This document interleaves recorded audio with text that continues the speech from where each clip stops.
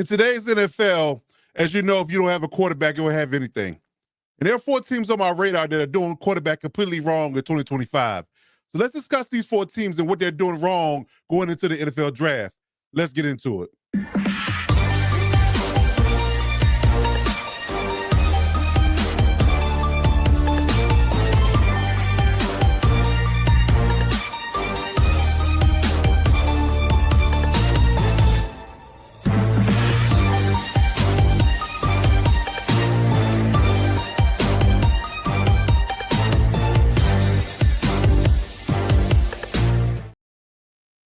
There are 4 NFL teams on my radar: the Raiders, the Cleveland Browns, the Pittsburgh Steelers, and the New York Giants.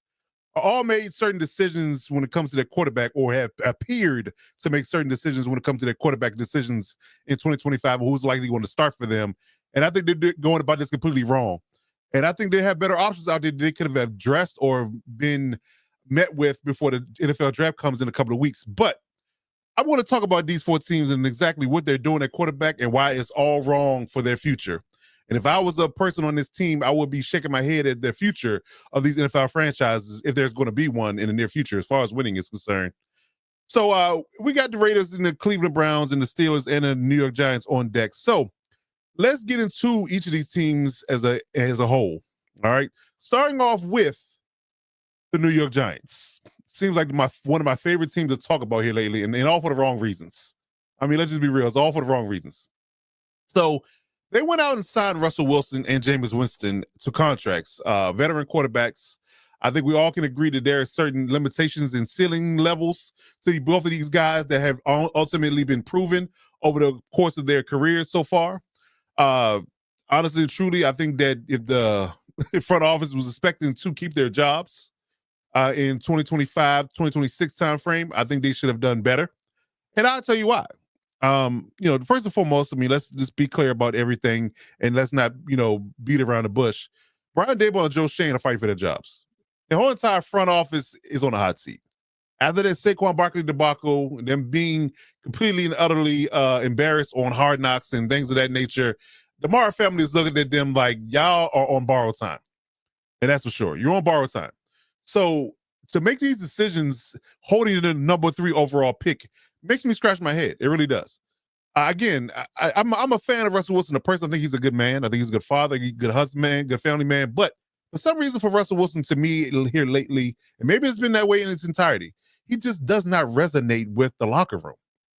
It's one of those dynamics where you in Pittsburgh last year, and this rang clear to me then, where Justin Fields was loved by all, but Russell Wilson was, air quote, the better option as far as production is concerned, but it didn't resonate with the players. And I'm sorry, if you haven't played the game of football or understand what a football locker room dynamic is about in any level, especially high schools, college, and the pros, if you don't have the backing and the trust and the camaraderie of your teammates, you're not going to go but so far. I don't care how good you are. And that's going to be the ultimate demise and the downfall of your teams. And if you look at the Seahawks in certain facets, you look at the Steelers and the Broncos in this tour, they've all kind of bottomed out in certain phases because they just don't believe in Russell Wilson for some reason. I don't know what that dynamic is. They people say he comes off as inauthentic, kind of fake, and all these, superlatives and adjectives. But regardless, bringing in Russell Wilson to save your job, I think is a bad move. If I'm you, I would position myself, at least make phone call to the Titans and the Browns and say, hey, what's the word? I know you don't want to kind of let the cat out of the bag, but, is there any chance that we can move up a couple of spots to secure a quarterback if that's not what you got going on? You don't have that in mind.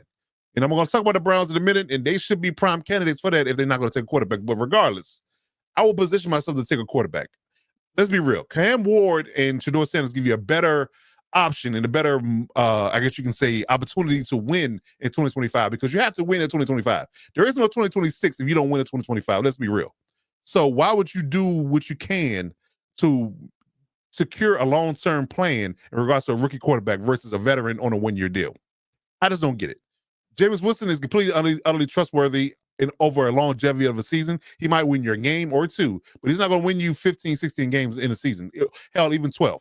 He's just too turnover prone. So those 2 options to me are bad on both facets. One guy doesn't resonate with players. Other guys, the players love him, but he's turnover to prone. It's just bad. It's bad all overall. And one caveat I'll make about the Giants before I move on is the fact that if you went out and got yourself a rookie quarterback, a good one, a high-end one, that would have bought you some time with the front office. You could honestly and truly go to the Martin family and say, hey, we drafted Shador Sanders, we drafted Cam Ward, whoever these guys are, and say, hey, just give us some time. We're going to have to develop them. Give me 1 or 2, maybe 3 years to get him out there and get him ready. And if we don't produce by then you can let me go. But that'll give you borrowed time. But I promise you, if you go out here and roll out with Russell Wilson and or Jameis Winston in 2025, you're going to be fired by Thanksgiving. That's my personal opinion. And again, I'm not the Marr family, but I'm sure they're very impatient at this moment because let's be real. The Giants haven't been good at quarterbacks since Eli Manning. And how long ago was that? Go ahead and Google it. So there it is. So what are you going to do here? What are you going to do, Joe Shane and Brian Daboll? Are you going to hitch your wagon to Russell Wilson and ride off with him as being your starting quarterback? Because I promise you, the guy's great, charitable, family man, but he's likely going to get you fired. I'm sorry. I'm going to be real about it. He's going to get you fired. That's my piece on it. So I hope I'm wrong, but his history here lately says different. So good luck with that. Moving on to the Raiders, who, just to be honest and true here, they just are a barrel of bad decisions in the last 20 years, for bar none. I mean, this is a barrel of bad decisions. So they, after the Gruden and McDaniels and the Antonio Pierce, debacle, all those 3 things roll downhill really fast. You went out and got you a stalwart and a veteran coach in Pete Carroll, who subsequently turns right around and trades for his old quarterback in Seattle's Geno Smith. Then he doubled down on the idea of not only trading for Geno Smith, who's on the last year of his deal, you double down and you sign him to an extension for 2 more years. So you're beholding to him for 3. So that tells me right then and off right there in no uncertain terms that he's not a bridge. He's your starting quarterback, and you believe in this guy as being the guy that's going to help you win football games. And I'm sorry, there's a clear ceiling when it comes to Geno Smith. Geno Smith is a bridge quarterback to something better, not where you build your house. I'm sorry. I know he's accurate. He's not a locker room shaker. He doesn't, cause waves, but he disappears in big moments. He doesn't lead a team. He doesn't carry a team, doesn't lead a team to anything above, 8 or 9 wins a season. Let's just be honest. There's a clear ceiling with Geno Smith. And if you're going to hit your wagon to him and your thought process, I really think Pete Carroll's thoughts and mindset about this is outdated. You have to give yourself the best opportunity to give yourself not only a young and developing and an ascending quarterback, but give you a long-term plan if you want to coach long-term. That's just my take on it. You have to do that and position yourself to go out and get a rookie quarterback or a younger quarterback. They just traded for Joe Milton recently, i.e. Dallas, and a few other quarterbacks that have potential. Hendon Hooker in Detroit. There's a bunch of guys that have high upside potential that you could have gone out and got, but instead you hit your wagon to Geno Smith, who's an aging journeyman in all intents and purposes. So, in which you having a lot of issues and a lot of void of talent on your roster already, you're gonna put a mediocre quarterback in that particular leadership role. That's a bad move.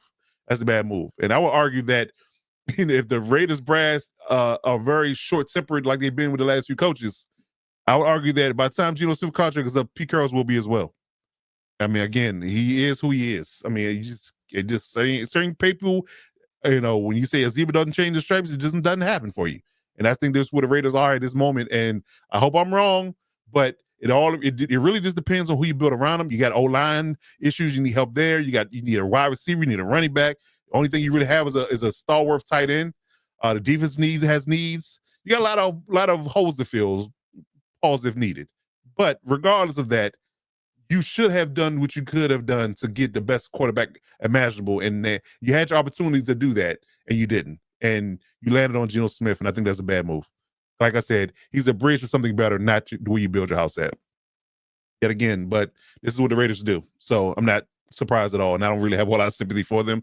And this has nothing to do with my fandom. It just has something to do with my analysts' opinions that they just seem to constantly and religiously make bad decisions. So it is what it is for the Raiders. So we'll see how things shake out. But that's what they want to do, and that's what the front office wants to go after. I think we're going to be talking about this in the next 2 or 3 years of being another rewind of another coach and doing something different from then on. But I will give myself another quarterback, but that's your business and that's your $1 billion business. So we'll see what you do. But I think you just signed yourself up for being fourth in your division for the next 3 years.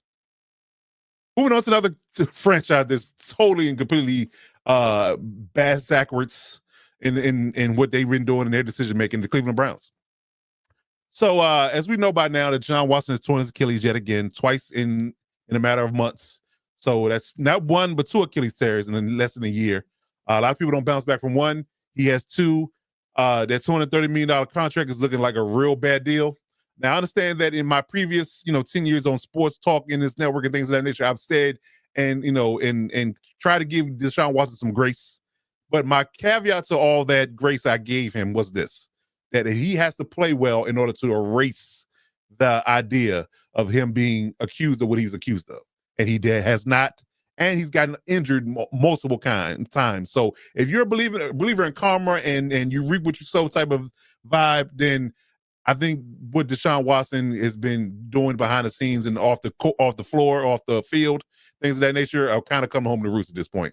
There's a lot of bad luck involved with this guy and as it being a Brown. So it is what it is. So they've come out and said that their contract that they gave him was a mistake. They're trying to, have some accountability in that.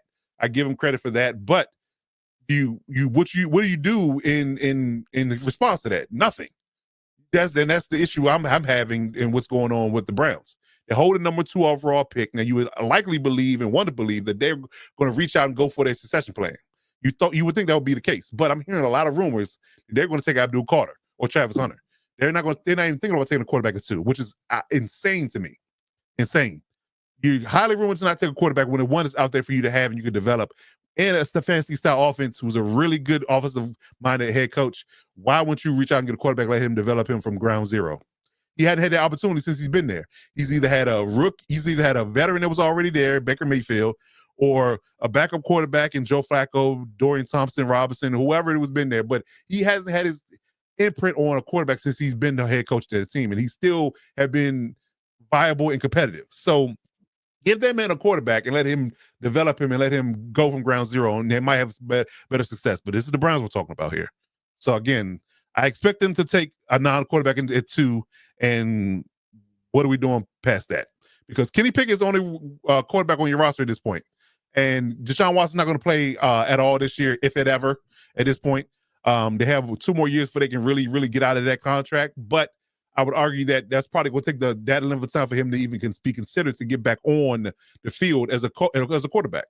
So again, if Kenny Pickett is your quarterback who you're rolling out with for the start of the season, that lets me know everything I need to know about the Browns, that you're already in the toilet and in the tank before you start the 2025 season.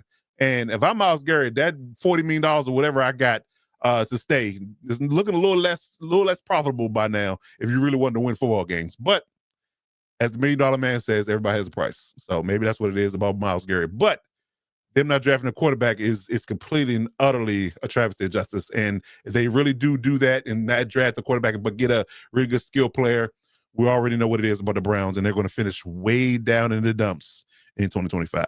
But let's pray for their sanity. That's all we can say. Let's pray for their sanity. And to round out this list, let's talk about the Pittsburgh Steelers, who, and all the teams I talked about previously, typically, have been the bearer of bad decisions in most cases. But there's been one glaring problem that they've had over the past several years, and that's quarterback. And all the rumors and things point to the idea they're going to sit and wait on Aaron Rodgers to make a decision, which is completely and utterly, disgusting to me at this point. As a billion-dollar organization, you should not be holding to one place and holding up your works. If this man does not want to give you an honest answer about what his plans are, or he hasn't given you an inkling of what he was going to do as far as signing with you or not signing with you, then I will move on and seek better options. I mean, you could have went out and got Joe Milton just like the Cowboys did, and he went for a very low draft capital to go to the Cowboys. So it might be a little higher because you're in the conference, but I still would have made that move before I kiss the boots of Aaron Rodgers. I'm just saying, it's not what you should hitch your wagon to. Especially with his last 2 or 3 years of production or lack thereof. I wouldn't have done that. But they keep trying to hitch their wagon to these veteran quarterbacks that don't seem to work out. And they just seem to have a refusal to develop a young guy. I mean, you had Justin Fields on your roster. Instead of paying him a decent extension, they could have. I mean, especially when the Jets paid him, you could have paid him that very, very friendly type of deal and develop him and get him going and try to make him into your franchise quarterback. He has all the tools in the toolbox. He does, but you refused to develop him, and you overstepped him in getting him by bringing in Russell Wilson. So you never gave him a chance to begin with. So they have a blatant refusal to develop young quarterbacks. They balked on Kenny Pickett, traded him away, didn't even give Justin Fields a fighting chance. The moment you could get Russell Wilson out there, that's what you did, and then you bottomed out and get in the playoffs. So they just have an issue with wanting to be good but can't give over the hump, and I don't think that's good enough. I think you're doing the players and yourself a disservice by not trying to go all in and getting the right quarterback for the mainstay. I mean, let's be honest. You hadn't had a good quarterback since Ben Roethlisberger, and even his last few years were bad. So for the last 10 years, you've been bad at quarterback, sir, and madam, and whoever's running the show. So I believe that you should go out and get yourself a quarterback, or position yourself to get you a young guy. And if Aaron Rodgers comes for a year, which I still don't think you should sign yourself up for, you hold the 21st overall pick. I think you should go out and get yourself like a Jackson Dart, somebody that you could Jalen Milroe, somebody you can develop and bring along slowly. So hopefully in I guess you can say long term, be your option and be your franchise guy that can, play within the system and be productive for this team for a long period of time, and not these one-off and one-year deals and one-year trial. It's like you sign up for trial membership versus a long-term membership, which is crazy. But I would not, and completely, utterly not play myself with Aaron Rodgers. I would not. I'm not going to play myself with him. Again, he's very toxic and very divisive in the locker room, and he's one of those guys that he got to have his way or it's no way at all.